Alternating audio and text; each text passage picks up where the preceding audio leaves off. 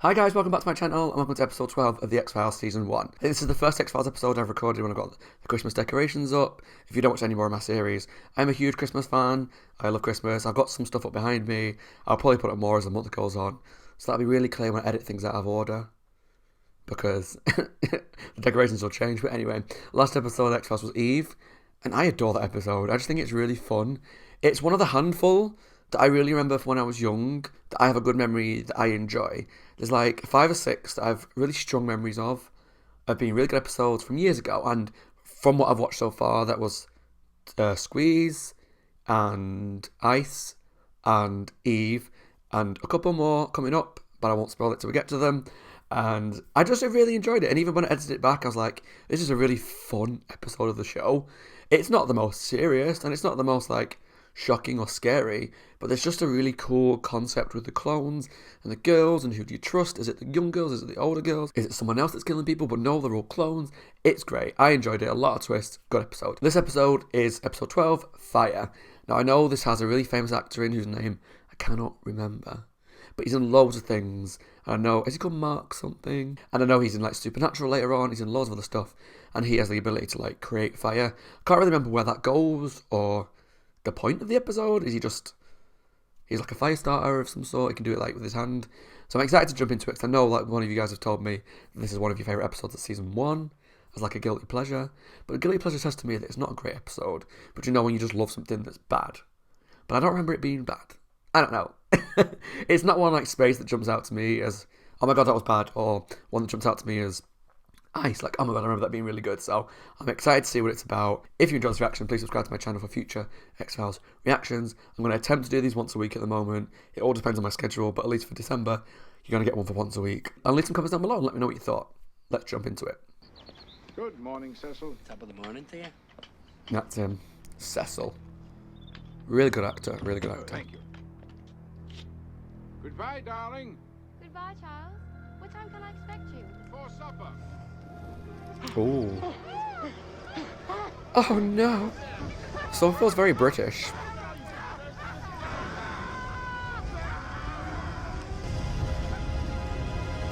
I mean, if I didn't know before that Cecil was behind it, that creepy grin kind of shows it all. Forgot what it was like to spend a day in court. That's one of the luxuries to hunting down aliens and genetic mutants. You barely get to press charges. From experience of doing jury service, days in court What? are long, That's long weird. days. Sure, I locked it. Must be an Not- X-File. Not physically long, but just mentally. 10 to 1, you can't dance to it. Greetings, Agent Mulder. Is that Mission 6 Impossible? months ago, British Minister of Parliament Reggie Ellicott received an audio cassette. When he popped the tape into the car stereo, he armed a device, which when he tried to exit the car, created an explosion which was heard 5 miles away. But then how was he to know he was sitting on enough plastic explosive to lift the car 40 feet in the air and deposit the engine block on top of a 3-story building? Oh! Can I maybe Looking jump? rather ghostly. Oh, come on, don't tell me you left your sense of humour in Oxford 10 years ago. That's a really harsh okay. prank. Bloody It's one of hell. the few things you didn't drive a stake through. Oh. Past flame. Past flame. Awkward. Dana Scully, this is Phoebe Green, terror of Scotland Yard. Hello. Hello. Oh! She's like, you fucking What bitch. brings you to the colonies? This one likes to burn his victims alive. Can't figure out how he does it either. Not a crumb of evidence left at the crime scene. With The last one magic. died in his front garden, Ooh. his poor young wife watching helplessly as he went up in smoke. I don't know how I feel about her. Oh, goodbye. Bitch. Well, maybe I think she's a bitch. But she seems like smart and savvy. That's from Sherlock Holmes. It's a private joke. Yeah. How private? But I noticed how you couldn't drop everything fast enough in order to help her out. Oh, I was merely extending her a professional courtesy. Oh, is that what you were extending? Look, I'm going to run this by the arson guys, and then she's on her I own. love Scully. I'm gonna say that every Something episode tells me probably. you're not going to get rid of her that easily. He was murdered. However, we've turned up no evidence that tells us how the body caught fire. Well, that's peculiar. Yeah, there's something about I don't Normally just trust. catch on fire. I don't know, maybe because in American programs the British are always evil. Bird. But we don't I mean, get duck they're not calls, wrong. well, there's usually some kind of extraneous But this, fuel like, she involved, seems like nice, but candle wax, gasoline, I just have a bad something feeling. flat.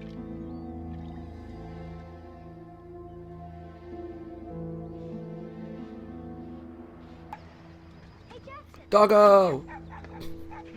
Boy, that's a nice home.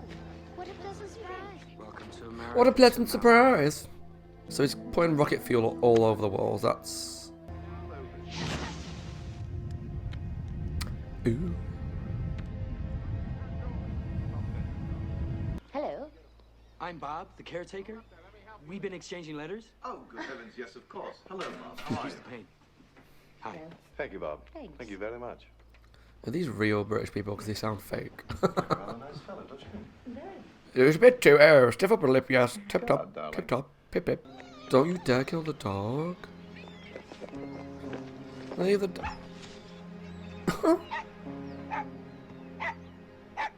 Bloody little girl, skin you alive. I didn't like that. See? I'm the caretaker now. Please don't kill the dog. I hate fire. Oh. Hate it. Scared to death of it. Oh, like a phobia. When I was a kid, my best friend's house burned down. Had to spend the night in the rubble, keep away looters. Jeez. For years, I had nightmares about being trapped in a burning building. I think she likes him. Allow me. A gentleman to boot.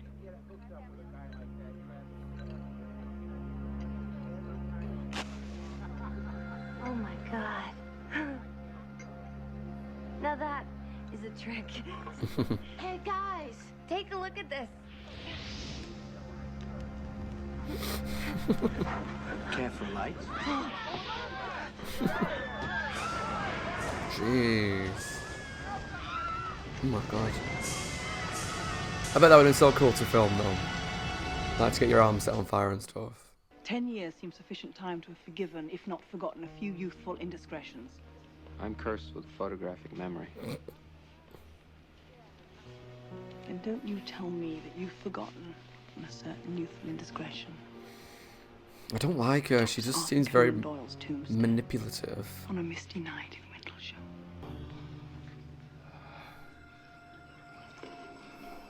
Having a rough time, huh? Because if you're in that state, you should really not be driving a car. So go home. Because whatever he's doing to you. Maybe it's the cough syrup. I see. But yeah, you really shouldn't be driving a car. If you're not well. It's so unsafe. Wow, it lit by itself. You guys ever smoked a cigarette? No, they're bad for you. Do you like to take a puff, Michael? No. Nah, Good kid. Make a man out of you. I don't want to. Jimmy, Michael. Good kid, good. That was weird. He feels kind of like predatory when it comes to the kids, but... Our driver has taken ill, and we're due at a party in Boston this evening. Is there any chance that we could impose upon you to drive the family into town? We'd be more than happy to pay you for your time, and certainly to put you up for the night. I'd be very happy to do it as a favor. So he's just trying to kill everyone close to her? So he can have her? Is that what's going on? Got something to show you. I'm gonna come up there. What have you got? I might have some information on the identity of your arson suspect. Ooh. Can I meet you somewhere? No, it's just I'm kind of anticipating having my hands full. Ugh. Yeah, I bet. So he's starting to blow Scully off because he's about to get blown off. Dirty bastard. Doesn't look like your arsonist is going to make an appearance. That doesn't mean there won't be any fires to put out. Scully, no! Oh my god. But just go in there and go, hey, get your hands off him. There's a fire upstairs. Bitch. What? On the 14th floor. That's where the children are. Well, maybe you should stop necking off with people and do your job. Get on the floor and crawl.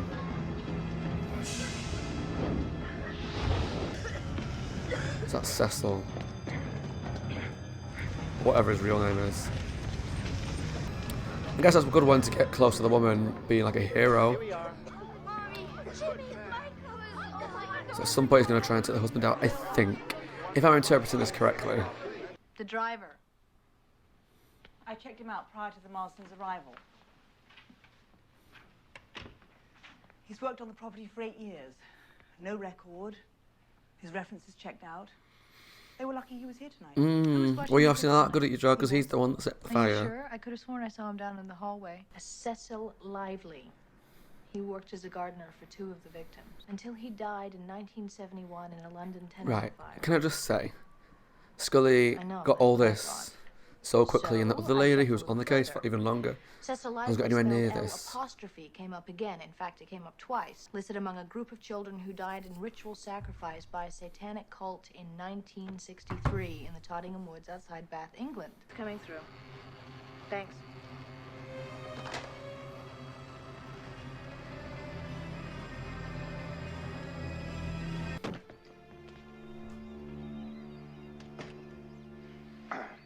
Excuse me. Wench. Absolute wench. See, you know what she's like. His She's a name is tramp. Cecil Lively. Who? Your arsonist. Oh my God. This isn't the driver, it's the caretaker. He's upstairs with the children.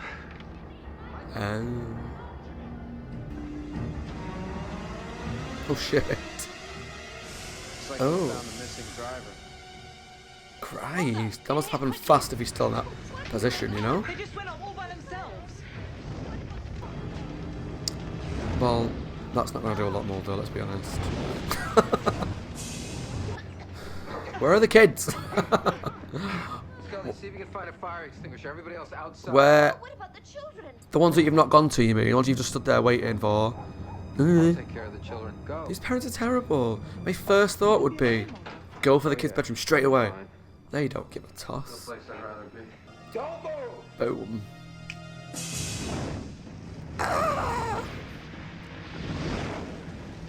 Come on, Mulder, you can do it. The parents don't give a shit about their kids, so someone's got to save them. Because you don't know. The spark from that round will blow this whole house to kingdom come.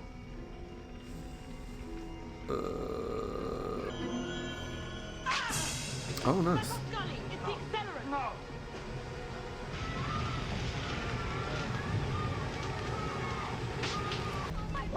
Hey. Oh, now you care, do you?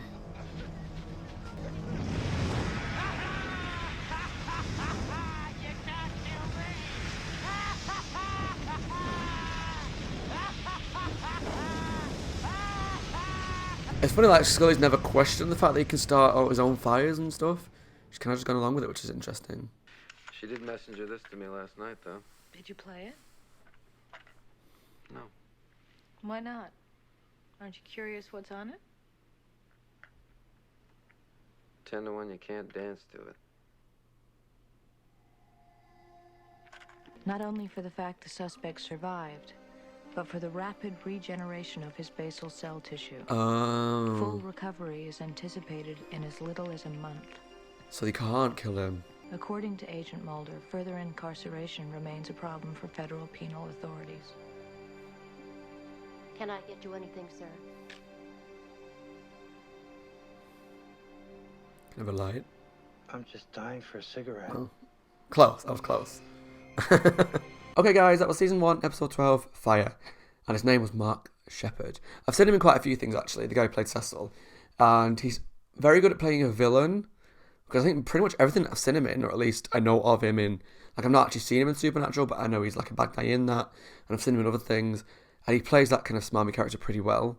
But I enjoyed him in this. It was an interesting character that I'd like to know more about. So, he's a guy that can just start fires. We don't really know why. He just can.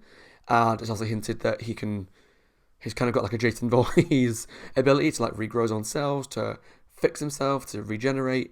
And so like, even though he was engulfed in flames, within a month he's probably going to be back to normal. And there was hints like that Scully was saying, I can't remember exactly now, but he was like present in past times around fires. I can't remember what date it went back to. I want to say the 1800s, but I could be pulling that date out of thin air. So again, please let me know down below if you have more information on this. as to, did I miss some of his backstory? Is he just a guy that can do this? We don't know why, he just can. But I guess that's part of this universe, is that these crazy things just happen. I mean, I prefer it when it's built into logic and science, like when kind of Mulder and Scully have to meet in the middle, and she's like, well, it's kind of unnatural, it's weird, it's unusual, but here's a scientific explanation as to why it could happen. I love that. I think that's great. And so I'm hoping there's like an explanation for this that I missed, that you can let me know. But it was enjoyable. I enjoyed like the whole, he was always around, we knew he was evil, but nobody else did. That's always like a fun aspect to play with on TV and films, and just kind of trying to figure out what he was up to. It seemed like he was just trying to get to the woman by killing her family and putting her kids in danger so he could save them. Maybe there's something again that I missed, because I just felt like this episode, there was a lot of information being thrown at me, and I just didn't always take it in, and that's my fault, not the show's. And I think a lot of it was me being distracted by that biatch, Phoebe. I didn't like her at all. I mean, she wasn't a villain like I thought she might turn out to be. As I said before, American TV likes to have British people be bad guys, so I thought they might go down that route, but they didn't, and that was good. But she wasn't a good person. She was quite manipulative. She's a bit of a wench. She's a bit of a slag. Like, she was all over Mulder, even though she knew she shouldn't be, and then she was all over like the husband of the family, so she's clearly not innocent in all this. She's not got a lot of morals, and she's just a bit awful and a bit gross, and I didn't take to her from the beginning. I just got a vibe that she was very manipulative, which she was, and that she was very selfish, and it was clear that Mulder and her had a thing in the past, and that she kind of broke his heart by, it sounds like she cheated on him a few times, or at least once, and she broke his heart. But she knew she could like draw him back in, and he went back to her and was dancing with her and kissing her. And it's like, come on, Mulder, you're a strong person. But at the same time, he is this outcast.